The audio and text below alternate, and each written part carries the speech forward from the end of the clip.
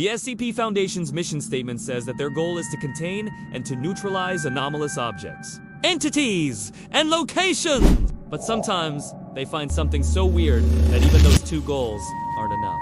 Such is the case with SCP-022, which might just be the creepiest location ever contained by the Foundation. To quote directly from the report, SCP-022 is a morgue located in the basement of a hospital in Great Britain. The first time the Foundation became aware of it was when security footage from the hospital showed a random morgue drawer sliding open and shut. When the night shift workers investigated, they found an obviously dead body under the sheet. But when they tried to move it, things got weird. Say?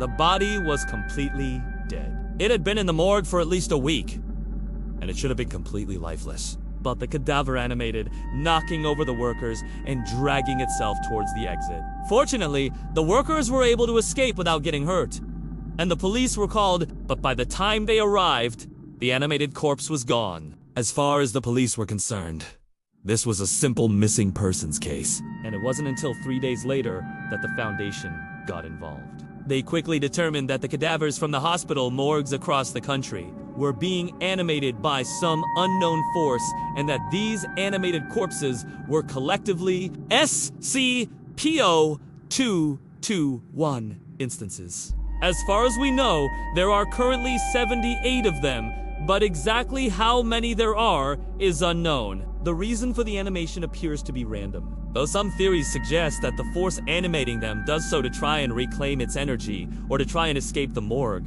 Whatever the reason, each instance is animated for about 6 minutes after the drawer containing it is opened. During this time, they will attempt to leave the morgue, and if they are able, will speak to anyone nearby and attempt to warn them not to follow them. If the instances are left alone, they will eventually expire between 2 and 3 weeks later. This is probably for the best, because every single instance that has animated so far has had to be completely destroyed to be neutralized. Even if you manage to stop them while they're animated, they become incredibly dangerous.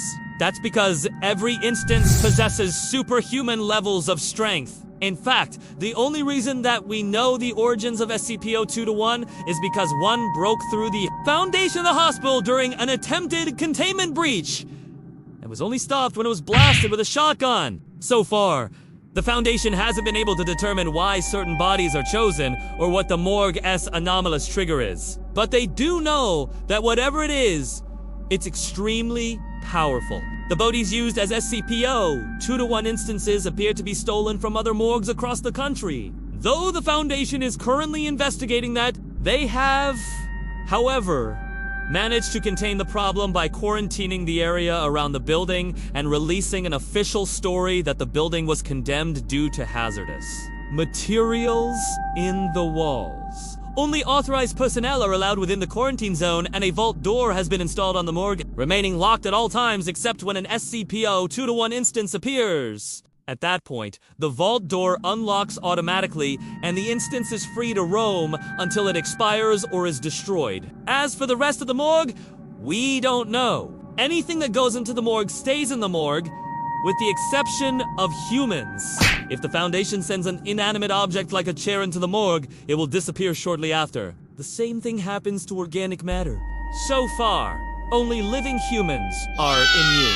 That means that if you wanted to get rid of something, you could just send it into the morgue, right? Well, maybe not.